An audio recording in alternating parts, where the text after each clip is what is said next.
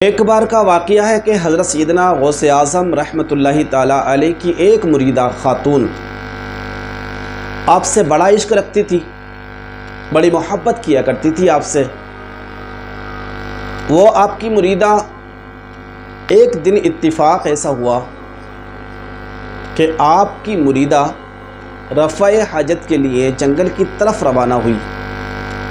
لیکن اس سے پہلے کی ایک سٹوری ہے، وہ یہ ہے کہ ایک بدبخت انسان، ایک بدبخت مرد اس عورت پر، آپ کی مریدہ پر شیدا ہو چکا تھا، اس سے پیار کرنے لگا تھا، اس سے محبت کرنے لگا تھا، لیکن وہ گناہ گار تھا، بدکار تھا، سیاہ کار تھا۔ عورت نیک تھی، پرہیزگار تھی اور غوث اعظم کی مریدہ تھی، اور غوث اعظم رحمۃ اللہ تعالی علیہ کو بے شمار چاہتی تھی، آپ سے بے پناہ محبت کیا کرتی تھی۔ جب وہ عورت رفع حاجت کے لیے گئی، جنگل کی طرف چلی، وہ بدبخت نوجوان، وہ بدبخت انسان اس عورت کے پیچھے لگ گیا۔ جیسی وہ تھوڑی دور چلنے کے بعد میں ایک پہاڑ کی کھو، ایک پہاڑ کی آڑ میں وہ پہنچی، سوچا کہ یہاں اپنی فراغت حاصل کر لوں۔ وہ بدبخت انسان وہاں پہنچ گیا اور اس نے اس عورت کو پکڑ لیا، اپنی باہوں میں اپنے ہاتھوں سے جکڑ لیا۔ جکڑنے کے بعد غلط خیال دل میں رکھ کر دوسرے معاملات کو اس نے ظاہر کیا کہ میں تیرے ساتھ بدفعل کرنے والا ہوں، میں تیرے ساتھ زنا کرنا چاہتا ہوں۔ وہ عورت پریشان ہو گئی، آپ کی مریدہ پریشان ہو گئی، چیخنے لگی، چلانے لگی، لیکن جنگل تھا، کوئی وہاں آواز سننے والا موجود نہ تھا۔ جب بہت دیر ہو گئی، پریشان کرتے کرتے اس کی ایک چیخ نکلی اس عورت کی، اور اس چیخ کے ساتھ کچھ الفاظ نکلے۔ وہ الفاظ تھے، المدد یا غوث اعظم، اے غوث اعظم میری مدد کیجئے، اے غوث اعظم میری مدد کیجئے، اے میرے پیر صاحب میری مدد کیجئے۔ جب اس عورت کی زبان سے یہ الفاظ نکلے، یہ کلمات نکلے، لکھا ہے کہ اس وقت سیدنا غوث اعظم رحمۃ اللہ تعالی علیہ اپنے مدرسے میں آپ وضو فرما رہے تھے۔ آپ نے اس عورت کی آواز کو سنا، اپنے مریدہ کی آواز کو سنا، اور اسی وقت آپ نے اپنے کھڑاؤں نکال کر کے پھینکا۔ وہ کھڑاؤں اس جنگل میں پہنچی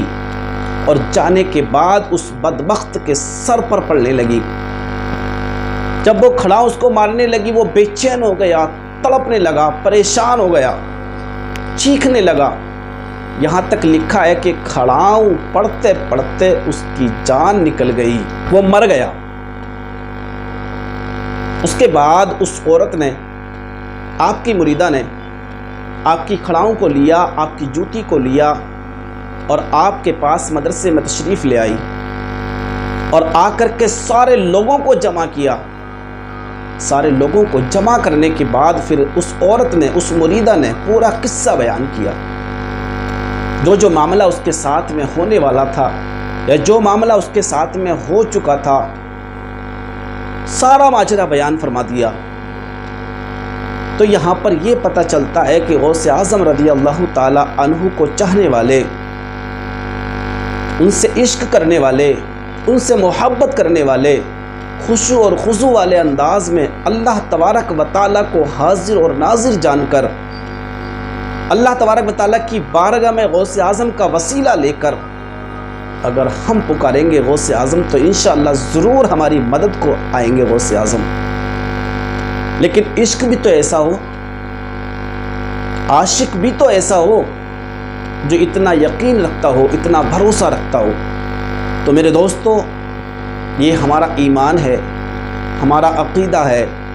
کہ اللہ تبارک و تعالیٰ اور اس کے پیارے حبیب صلی اللہ تعالیٰ علیہ وآلہ وسلم اور تمام اولیاء اللہ جو اللہ کے نیک بندے ہیں، اللہ تعالیٰ نے ان کو قوتیں عطا کی ہیں، ان کو وہ طاقت عطا کی ہے کہ اگر ان کا مرید ان کا چاہنے والا اگر کوئی کہیں پکارے تو انشاءاللہ عز و جل یہ لوگ اس اپنے مرید کی، اپنے عاشق کی مدد کے لیے وہاں پہنچتے ہیں۔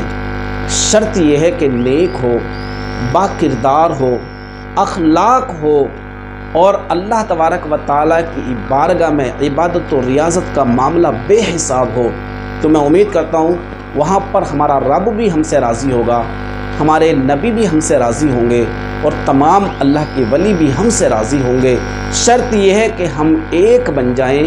نیک بن جائیں اور اپنے آپ کو کسی ولی کی غلامی میں سپرد کر دیں۔ پھر دیکھیں انشاءاللہ عز و جل ہماری دنیا اور آخرت دونوں کامیاب ہوں گی۔